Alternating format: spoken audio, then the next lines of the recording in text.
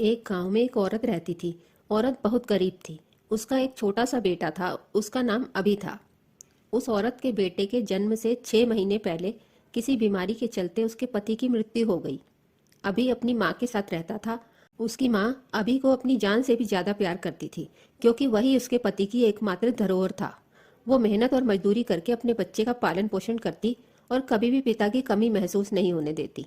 उसे पढ़ाती लिखाती ताकि वह पढ़ लिखकर अपने पैर पर खड़ा हो सके, एक कामयाब इंसान बने, ताकि उसे किसी के आगे मांगने के लिए हाथ ना फैलाने पड़े। धीरे धीरे अभी हाई स्कूल पास कर लेता है, तो पढ़ने के लिए उसे गांव से दूर शहर जाना पड़ता है। अभी दिल लगाकर पढ़ाई करता है और मंडल में टॉप रैंक हासिल करता है। फिर वह शहर के नामी महाविद्यालय में स्नातक और परास्नातक की पढ़ाई करता है। एक दिन अभी अपनी माँ से बाहर जाकर पढ़ाई करने की जिद करता है। माँ कहती है कि बेटा, मेरी उम्र इतनी नहीं कि मैं अब अकेले रह सकूं। फिर बाहर पढ़ने के लिए पैसा भी तो बहुत लगेगा, और मैं चाहती हूँ कि तू यहाँ पर ही रहकर पढ़ाई कर और यहीं पर कोई नौकरी कर ले।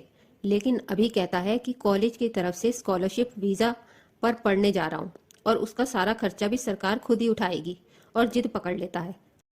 आखिर में मजबूर होकर माँ अभी को ना चाहते हुए भी भेजने को राजी हो जाती है। अभी अमेरिका जाकर माँ को पहुंचने की खबर देता है।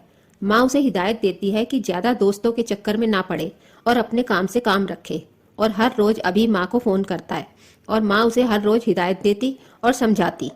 पहले तो कुछ दिन फोन रोज आता था, फिर धीरे धीरे कम होने लगा, कभी हफ्ते में एक बार, कभी महीने में। और माँ यह कहकर खुद को समझा लेती कि पढ़ाई में ध्यान होगा, इसलिए फोन नहीं कर पाता।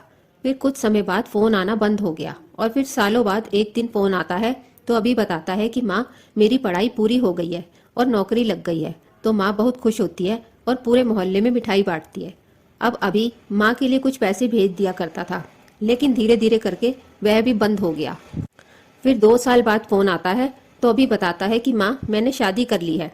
तो माँ बहुत खुश होती है और उसे बीवी को लेकर आने के लिए कहती है, लेकिन अभी बहाना बनाकर टाल देता है और माँ को कहता है कि माँ, तुम यहाँ आ जाओ, मैं आपको बुलाने आ रहा हूँ।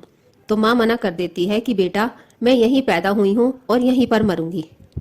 फिर 1.5 साल बाद अभी का फोन आता है कि माँ, मैं आपको बुलाने आ रहा हूँ, आप दादी बन गई हो, आप यहाँ बच्चों के साथ रहोगी तो आपका मन भी लगा रहेगा। और माँ के मना करने के बाद भी वह आ जाता है तथा माँ को साथ चलने के लिए कहता है। माँ मना करती है, लेकिन बेटे की जिद के आगे उसकी एक नहीं चलती। अभी अपना गांव वाला घर भी बेच देता है और सामान और माँ को लेकर एयरपोर्ट पर आ जाता है तथा माँ को बैठाकर यह कहकर कि मैं टिकट लेकर आता हूँ, चला जाता है। माँ बैठी बैठी इंतजार करती है। 10 मिनट, 30 मिनट, 1 घंटा, 2 घंटा और 5-6 घंटे हो जाते हैं, लेकिन अभी वापस नहीं आता। माँ परेशान होने लगती है। माँ को परेशान देखकर एक गार्ड उनके पास आता है और पूछता है कि माँ जी, आप परेशान लग रही हैं और काफी देर से बैठी हैं, आप किसी का इंतजार कर रही हैं क्या? तो वो उसे सारी बात बताती है कि मेरा बेटा टिकट लेने गया है और अभी वापस नहीं आया। तो गार्ड नाम पूछता है और बोलता है कि मैं जाकर पता करके आता हूँ, और 5 मिनट बाद आकर बताता है कि माँ जी, इस नाम का व्यक्ति तो 2 बजे की फ्लाइट से चला गया, जो कि अमेरिका गई है। इतना सुनते ही माँ कहती है कि नहीं, मेरा बेटा मुझे छोड़कर नहीं जा सकता, आप फिर से जाकर चेक करिए, शायद आपने गलत पता किया हो। गार्ड फिर से जाता है और आकर कहता है कि इस नाम का कोई व्यक्ति आज जाने वाला नहीं है, आपका बेटा चला गया। बूढ़ी माँ की सांस अटकी रह जाती है, आंखों में आंसू और धम से गिर जाती है। गार्ड उसे उठाकर कुर्सी पर बैठाता है और पूछता है कि आपके घर का पता बताइए, मैं आपको घर तक छोड़ दूंगा। इतना सुनते ही बूढ़ी माँ की दबी सी आवाज बाहर निकलती है और रोते हुए कहती है कि बेटा, मैंने ऐसा क्या बुरा किया जो तूने मेरे साथ ऐसा किया? तू अपनी दुनिया में खुश था, मैं अपनी दुनिया में खुश थी, मुझे कोई दिक्कत नहीं तुझसे। शायद मेरी परवरिश में ही कोई कमी रह गई, मुझे माफ करना। तू जहाँ भी रहे खुश रहना। अगर तुझे यह सब करके खुशी मिली तो ऐसे ही सही।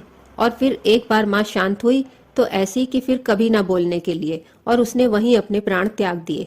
लेकिन जाते जाते भी बेटे के लिए उसकी आंखों में इंतजार और जुबान पर दुआएं थी।